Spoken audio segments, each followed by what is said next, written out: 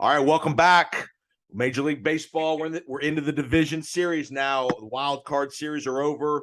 We have Seattle. We have the Phillies. We have the Padres, and then the fourth team in the American League is the Cleveland Indians. Have advanced to the division series out of the wild card round. Little surprising that we've only had one third game between the Mets and the Padres. But we got Chris Perez back with us. We're going to talk again. We talked to Chris last week, and we're going to talk to Chris throughout the baseball playoffs. Chris is a former and major league player with the Indians, Cardinals, and the Dodgers. Two-time all-star closer, so no better person to talk all things baseball playoffs with. Welcome back, Chris. Hey, thanks for having me.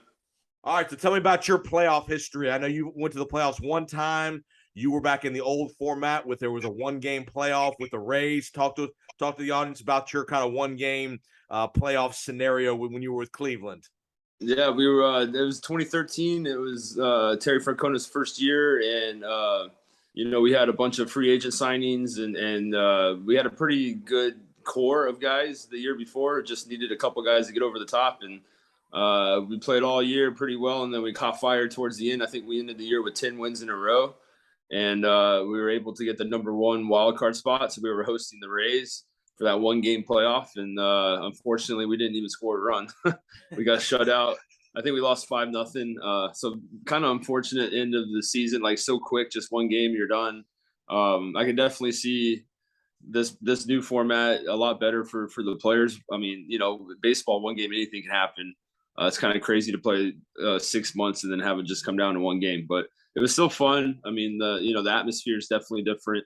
But talk about the day of pressure. When it's basically game 7. I mean, just how the manager maybe manages a little differently. How you guys, your preparation might be a little different for the one game scenario. I think everybody's just more focused. It's not as much as banter back and forth. It's not just another game, even though that's what you try to. Your routine's pretty much the same with the batting practice and everything, but. Definitely a heightened sense of urgency. That was my only experience. I'm guessing every playoff game is like that. It's just a different level of intensity, and every pitch pretty much, you're focused. And it's not to say during the regular season you're not, but the consequences aren't as big. Obviously, if you give up a run here, a run there during the regular season, well, you got 161 more games to play. So it's definitely it's intense. And you're playing the best team, so it's going to be a tough game either way. Talk about playing for Tito Francona. Obviously, we know Coach Francona from his Boston Red Sox days. Managed a long time with several different teams, but Cleveland's he's still with Cleveland. They're in the playoffs now. Talk about playing for Coach Francona. He does a great job of building relationships. So, he has he was the first coach that actually would text me, away from the field about, hey, good game or even just small stuff like, hey, tomorrow, we might not use you, so go have a good night or go enjoy a good dinner. And you're probably off, stuff like that. He does a really good job of cultivating relationships starting in spring training. And then he's able to, during the season, because he has those good relationships, he's able to, motivate different ways. He really finds out how the players are and what makes them tick. He's a great coach to play for, pretty much, loose in the locker room. He's always hanging out in the locker room, playing cards or cracking jokes. Like, he makes you feel like he's just, another one of the guys, which kind of, makes when he does have a team meeting or he does call you out or he does ask you to do something, it comes from a place of a friendship more than as a boss kind of a feeling. So, guys love playing for him, and he usually gets the best out of his squads, and guys want to. I mean, it's pro sports. It's your job to go out there every day and do well. But I mean, it just kind of, it's not that you play better. It's just you don't want to let him down. Right. You don't want to be the guy because he put so much into it himself. Cool. All right, let's get to the one controversy in the wild card round. I want to get your opinion on. So Musgrove is pitching a great game on Sunday night, Game 3 in New York. In about the 5th, 6th inning, here comes Buck Showalter out of the dugout. The Mets are getting rolled. He's pitching great, and all of a sudden, Showalter wants to question is there a substance on his ear? Whatever. If you're a pitcher and an opposing manager comes out and does that, what does that venom get in your mind and your what do you think? Well, I think they covered it pretty well in the during the broadcast. Like you could see after that inning, he made a couple of gestures when he got a strikeout or something towards their bench. Like I think Buck was half playing gamesmanship, half. If you look, his ears were really shiny, but I mean, sticky stuff doesn't shine. I mean, you would almost have to be an idiot to try to be that blatant nowadays to get away with stuff. So I think part of it was Buck trying to get under his skin. Maybe he starts overthrowing a little more, and you get a couple of runners on, and he makes a mistake, hangs a slider or a curveball, and now you have a tie game. Right. I think that was part of it. And then I think if you watch the whole broadcast early on in like the second or third inning, they showed Buck in the dugout with like some balls from the game, and you could see him. He was like feeling them in his hand and seeing if there was any kind of substance on it, because obviously the hitters were coming back saying, this guy's different tonight. We've seen him before. And he's got different stuff tonight, and so I mean, luckily he was clean. The umpires, obviously you saw him rub it all over his ears and stuff. But luckily they didn't find anything to throw him out, because that would just been just kind of a black eye for baseball. But is it Bush League? No, it's not really. I mean, it's in the rule book. You're allowed to question if you have you're allowed to do that. I don't know if the umpires had to actually go and feel all over his ears and stuff. They could have said, you know what, we don't see any reason why. Right. But they let Buck, they heard him out, and they, now as Musgrove, I think that just tells me, I'm these guys can't touch me tonight. They're going to see if I have substances. That's how good I'm throwing the ball. And he continued to dominate the rest of the night. So he just pitched a hell of a game. Sometimes you got to tip your cap. And starting pitching still is. I know the last couple of years we've gotten into like bullpens and openers and starting pitching. But starting pitching in the playoffs, it's if you have it, it's definitely a commodity. No, he's done a great job for the Padres since he came over from Pittsburgh. He's been a really good pitcher for San Diego for sure. For San Diego for sure. All right, let's talk about the Rays and Indians real quick, and we'll get to the division series. 0-0, 15-inning game. I mean, crazy kind of game. Nobody was getting any hits. They set a major league record for strikeouts. If you're in that bullpen, knowing you're going to be in the game at some point here coming up, just what is the mindset of the guys coming in for both sides? And then Kluber obviously gives up the home run in the 15th inning. Yeah, it's kind of like you just want to go out there and obviously continue the game. I mean, coming out of the bullpen, that's always your goal, is to give up no runs. But when extra innings, cold day, elimination game, the guys coming out of the Rays bullpen definitely had a little more pressure than the guys coming out of the Guardians bullpen. You just hope you have your best stuff, and you don't make a mistake. And the Rays guys did well, and then Kluber did. He pitched a couple innings, but just one mistake, and that's it. It sucks. It's hard to live with. How hard is it as a starter to have to get up in a relief appearance like that in a playoff game when you're used to starting all year long? You've been a starter. Yeah, it's definitely different, especially for Kluber. He's a veteran guy. He hasn't been out of the bullpen probably in 10 years. So it's definitely different. I know if you ask him, he's not going to use it as an excuse. But starters like routines. They like knowing they get out there 45 minutes, 50 minutes before the game starts. They stretch, they long toss, they warm up, they walk in. Like, it's a whole routine. Yeah. Coming out of the bullpen, the adrenaline's pumping, especially in a playoff game, especially in his old stadium. Like, that's where he made his name, Cleveland. So yeah, I mean, I'm sure he had some mixed emotions running out there too. And then here you go, one mistake, the game's over, and it's tough. It sucks. And that's baseball, but as a pitching staff, you give a one run in 15 innings, you got to win that game, right? I mean, some of the pressure has to be, some of the blame needs to be shown on the offense. Oh, absolutely, sure. Absolutely. You can't scratch a run together in 15 innings in an elimination game. Like, you don't deserve to win. And what's bothersome to me more and more with the more and more of the analytics and all the launch angle and all that stuff, these guys are not willing to play small ball. We're not willing in a 0-0 game. Let's get a guy to second base with one out. Let's bunt him over. Let's figure out a way to get him to third base with less than 2 outs. And let's be able to hit a fly ball. It's crazy how – especially – go ahead. Yeah, especially in today's day and age where there's no pitchers hitting anymore. Like, it's even another part of the game that's just, like, ignored now. And I think last night a couple teams are starting to do a little bit of that. And I think if you see the teams that are in the World Series, they're probably going to be the ones that are bunting more and playing for that one run. It just changes games and puts pressure on the defense, and you always want to be playing from ahead. And if you're ahead, you always want to tack on. So I think baseball, I think slowly but surely we might be getting back to that next year with the rule changes and the no shifts and everything. We can get back to hitting runs and that kind of stuff. But yeah, it's pathetic not to be able to score a run in 15 innings. All right, we are talking MLB playoffs. We are now in the divisional round. We are taping this on Thursday morning, so there's basically all the game ones of the division round have been played. Yankees win, Dodgers win, Phillies win, and I want to start with Seattle. So your Seattle Mariners, I'll give you credit. You picked them last round to beat Toronto. It's a great pick there. I don't think a lot of people thought they were going to be able to beat Toronto. So great call there. We won't talk about the other three series we botched, but okay. But most people, it's weird. All three out of the four were upsets. And then Cleveland, Tampa Bay was kind of 50-50, but the other three were kind of upsets that everybody thought that the home team would win. So it's been a interesting first wild card round. Let's go to Seattle first.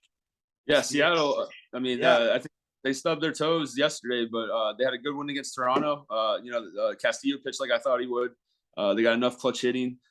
J-Rod is on fire. He really sets the table for them. Just like last night, I think he had 3 or 4 hits. Like, they're a good team. I think they can still come back. Now remember that was their number 3 pitcher last night against Verlander, who's Houston's ace. So Seattle still has Castillo to come in the play in this round.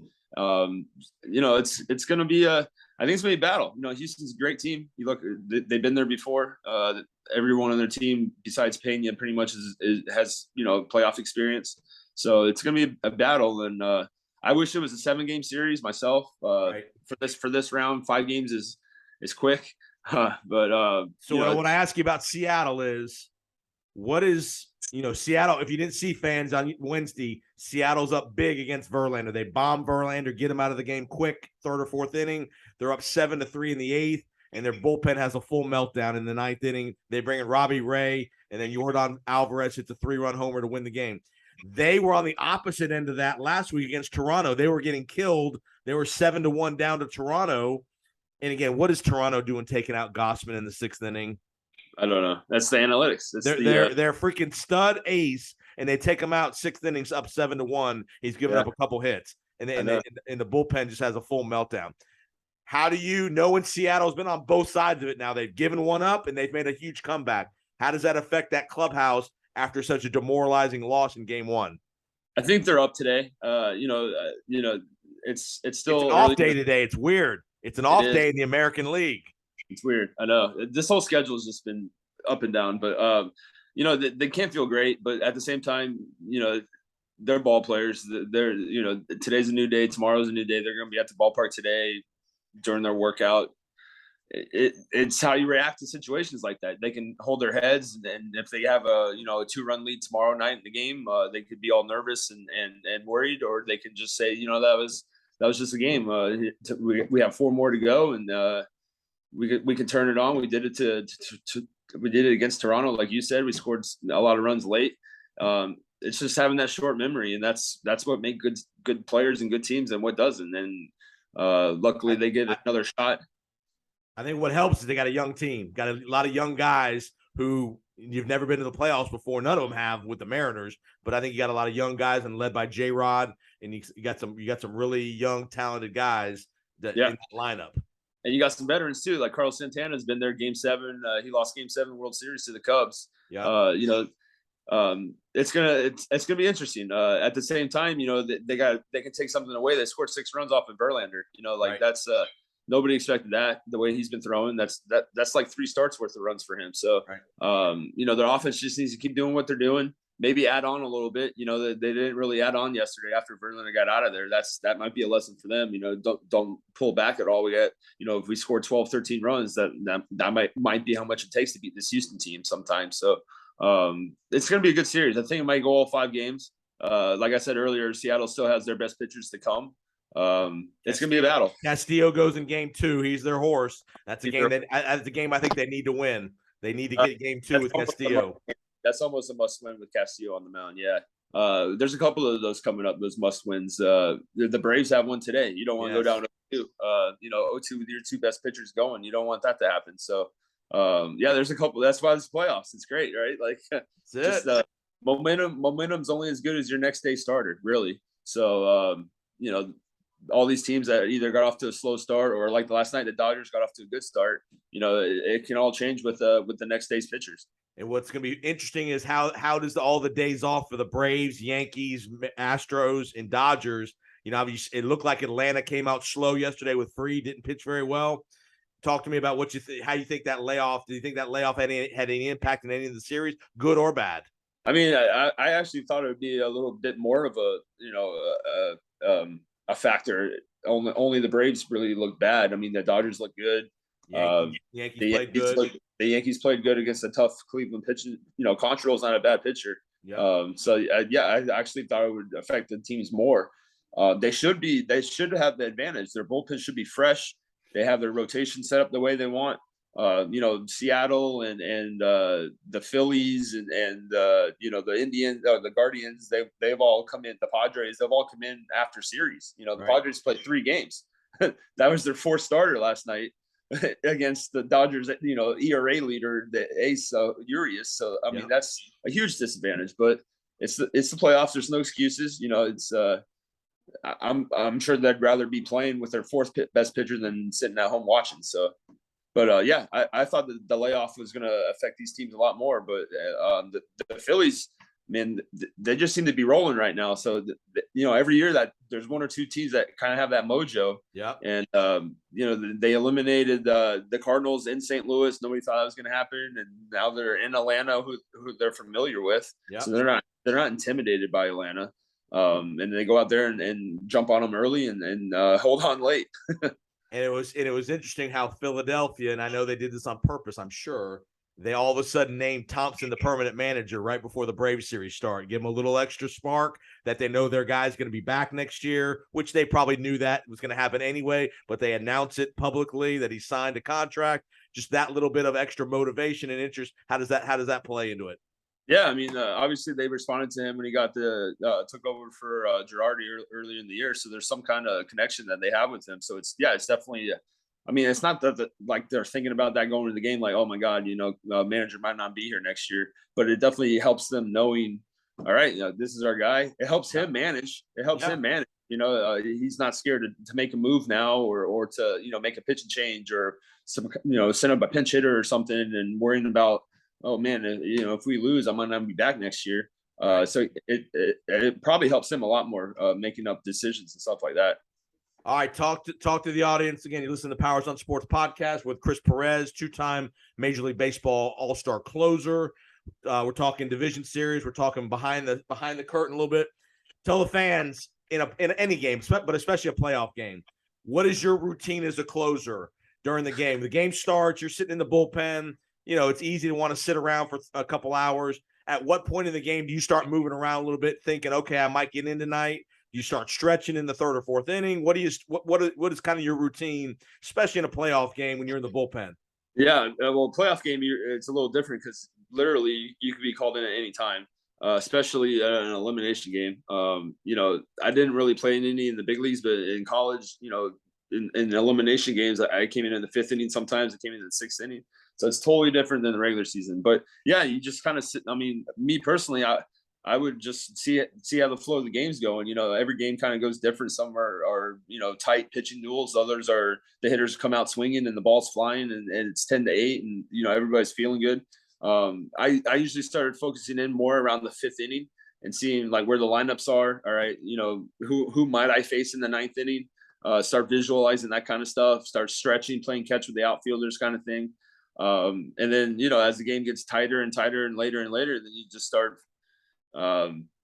focusing, really. Just like I said, looking at the lineup, who I might face, who's on the bench, that kind of thing. If it's the 6th inning or the 7th inning, you're probably going to face them in the 9th inning. So you see their last at bat or how your guys in the bullpen attacked them or how they're swinging it today, that kind of stuff. Luckily I was pretty young when I was closer, so I didn't have to like get stretched out, underneath in the 7th or 8th inning, like Mariano's famous for. But definitely around the 5th inning, if it's a close game, you start focusing a lot more. How many pitches does it take for you to get heated up? In a playoff atmosphere, probably like less than 5 with the adrenaline, pumping and stuff. Right. But it all depends. But usually on a normal day, if I had thrown the night before, it wouldn't take that much at all. It's almost like your arm's still kind of warmed up. At least mine was. Now, if it's been like 4 or 5 days, you might be warmed up, but your location might not be there. So it might take a few more. And these guys, they're so good at it. I mean, they're playing catch in between innings sometimes with the outfielders, and all you need is to throw a couple off speed pitches and they're ready to go. Like every reliever kind of has it down to their own personal routine of pitches, and every manager knows that too. Some guys take longer, and the managers know that. So it's interesting to watch. But nowadays they seem to overtell them. Hey, you might have next inning. Why don't you stretch out a little bit now? And get mentally ready and get ready, because you might have, like, I think a lot of bullpens are run that way nowadays, and it actually helps them out. All right, a couple more questions. I'll get you out of here. Let's talk about Aroldis Chapman. I mean, just totally blows off the Yankee practice, and then he's left off the division roster. Is there any chance? Is there any chance that he gets put back on the roster, or do you think he's done? I mean, if they have like 5 injuries, that's the only. I don't think there's any chance they're gonna. His last days with the Yankees have happened. Yeah. It might be addition by subtraction, honestly. Yeah. When you have somebody that's that selfish and self-centered, and that's obviously not a team player. And this whole time of year, is guys stepping up and doing stuff that is out of the norm, helping the team win. And that just, I mean, yeah, it's not a good situation. But luckily they told him to stay home, and they got the 25, 26 guys around the club that are all bought in to try to win a championship. All right. So these workouts, these in between these workouts, these team workouts, be honest with the crowd, the audience. You don't do jack during these workouts as the closer, do you? I mean, you have to get your work in. Yeah. So it's not like, trying, it's not like trying out for the team. Yeah. But you still want to stay sharp. You want to get your work in, because, these 5-6 day layoffs, it does affect you. It has to. There's no way to replicate the feel of a game, but these workouts, these inner squads, these like simulated BPs, you have to keep the feel of your pitches. And just playing catch and throwing bullpens doesn't do it. So I remember we had a workout in 2013 before the wildcard game, and like every reliever threw an inning or so. And so it definitely a different kind of workout though for the one Chapman needs to do. Like that was almost like a tryout, right. Yeah.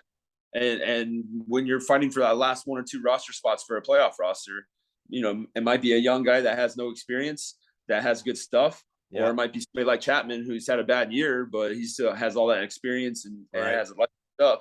That one little outing, on a Tuesday before the playoff game, it might sway some guys. So now is that where the manager reviews a lot of things as far as coverages on rotations and all those kind of bunt rotations things? Is that where that stuff gets really reemphasized, stuff like that? Oh, without a doubt, it's like a mini spring training. You go over first and third plays, you go over your bunt plays, you go over your squeezes, steals, all that stuff. Yeah, you can't really do much because it's only in 1 or 2 days, but at that time, every player should already know it. It's mental. Just mental reminders. Just a refresher course. Just walk through it, and it's kind of like a walkthrough for a day before a football game. Like you already know what you're supposed to do, but let's just visualize it. Let's just run it through a couple times and make sure we have it all right. You would hate to lose the game because you didn't do it. And especially nowadays, a lot of these games are going to be 1-run games, low scoring 1-run games. So that hit and run or that bunt play is going to be critical. Oh, if you can get an out at third base on a bunt play and stop that scoring threat, that's huge. That's huge. Cool. All right, last question. So we had some fan interaction last week that people liked the interaction with the fans. They liked what you did last week. You did a good job on your debut of the Powers on Sports podcast. Had a couple fan questions. We want to throw one out to you here today. Just a good one. Couple of the fans responded on Twitter. You had a really good off speed pitch was kind of your out pitch. Your slider was kind of your big pitch, and the fans want to know, why did you call your slider Chris Jr.? Because it was just like a mini extension of me. It always got the job done. I always counted on it when I needed to get a big out or something. So that's a good one. I don't think I personally called it failure, but yeah, I mean, I had 2 pitches, fastball, slider. So if one wasn't working, I had to rely on the other one. So that's a good one. Thanks for that. We want to thank the Twitterverse for that. Twitterverse. Yeah, I think I knew who asked that one too, just like last week. It was a collaborative effort, apparently. God, yeah. I'll have to get them back. What, in all seriousness, when you growing up, how did you determine a slider was going to be your pitch as opposed to a curveball or a split finger, or how did the slider become your big off speed pitch?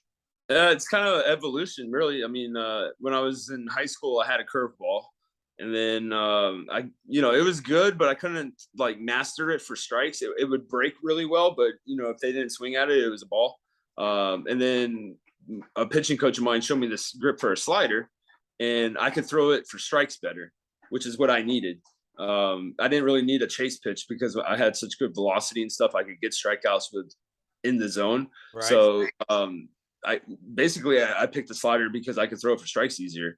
And it kind of went with my arm slot too. I wasn't over the top. I was kind of low 3/4. Yeah. And the slider arm slot. So it was more of a slurve. Like a lot of these people call sliders and stuff, they're really slurves in between the curveball and the slider. A true slider is really a cutter, something that's just cutting a little bit. But yeah, that's how I picked it. And then I just went with it. And luckily I didn't need to try to develop any other pitches. I just had fastball, slider. And like I said, my velocity and movement was good enough where I didn't have to, I didn't have to locate it as well. I could be aggressive in the strike zone and just let it do its thing. Whoever hit the longest bomb off you? Oh man, I don't know. I don't know like the actual numbers, but like Miguel Cabrera hit a bomb in Detroit off me. That field was big anyways. I think it went like over the bullpens. Yeah, so that was a big one. I think actually Josh Donaldson for when he was with Toronto. Yeah, maybe he was still with Oakland. I don't remember. He hit a good one too. I hung a slider. It didn't really do anything, and he crushed it into the stands. Yeah. I didn't really play in the StatCast era. Like right. I wish I would have had some of those stats, like exit velocities and stuff like that. Some guy, I mean, those guys get paid too. They're pretty good over on the other side trying to hit you too. There's some pretty good players over there too. So it would have been fun to see some of those exit velocities. And sometimes you just have to turn around and laugh, man. When you hang and the guy crushes it, you just got to turn around and laugh and say, "Man, you got me, brother." Those pitches deserve to be crushed. It's the ones that you make a great pitch and the guy breaks his bat or has no business getting to, and he hits a home run that barely goes over the fence. Those are the ones I hurt a lot more for sure. Well, Chris, great job, man. We'll have you back next week. And next week will be probably into the AL and NLCSs because the division series is supposed to wind down, I think, Sunday for most everybody. So we'll know. We didn't make our picks yet, though. We didn't make our picks. Yeah, I forgot. Let's go. All right. So we're going to make picks even though we know what the first game result is. Well, I'm still going to go with Seattle. They're my World Series team. I'm going to go with them. I'm going to go with Cleveland. Yankees, Cleveland. I'm going to go with the Yankees. It doesn't look like Cleveland's offense is going to be able to keep up at all. And Judge hasn't even gone off yet. So I'm going to go with the Yankees. I'll take Yankees too. Yep. And then NL, I want to take the Padres so bad. I'll take the Padres over the Dodgers. I know it's a big upset. Okay. I know they lost last night, but I still think they have enough pitching to get it done, and their offense is still – it's against the Mets. They were hot, and last night they scored a couple runs. I'm gonna go with the Padres if they can split, because they're gonna have their big guys coming at the back end of this series. If they can somehow win Game 2, they're gonna be in a good spot with Darvish and then Musgrove and Snell coming on the back three. I agree, and their offense they need Juan Soto to take over. They need Soto to hit a couple bombs. Be Soto. Machado's good, but yeah, if Juan Soto could become Juan Soto, they have a chance. Atlanta, Philly. I'm gonna go with Atlanta still. I am too. I just think they're too deep. They have too many hitters. Yesterday, they came back. They almost tied it. They did. So I'm still gonna go with Atlanta. I don't trust Philly's bullpen at all. And then what's the last one? That's it. That was all 4. Yep, that was all 4. Yep. So those are my picks. We got Yankees, Seattle, and we got Padres, Bravos in the NL and ALCS. That's mine. Yep, there you go. I think the Dodgers will find a way to get through. So I think it's going to be Atlanta, LA. I don't love the Dodgers, but they're deep. They're a deep team. Yeah, they're a deep team. I like upsets, and I kind of want to see. Chris Martin closed the game last night for the Dodgers. What do you think of that? It's up in the air. It's gonna be matchups. I feel like Kimbrel hasn't been as good as he's been, and it's just gonna be. If there's 2 or 3 lefties hitting, it's gonna be a lefty to close it out. If it's a couple of righties, it's gonna be a righty. They're just gonna mix and match, and hopefully they can get it done. Right. All right, man. We'll talk next week for sure, man. Appreciate the great insight. We'll have more Twitter questions for you. And, you're gonna have to reveal your sources after the World Series. Yeah. How was Antoine? Good place. How was Spritzers? They were good. They were flowing. If you haven't been, I recommend it. Yes, it was a good place. All right, buddy. We'll talk to you next week. All right. See you, man.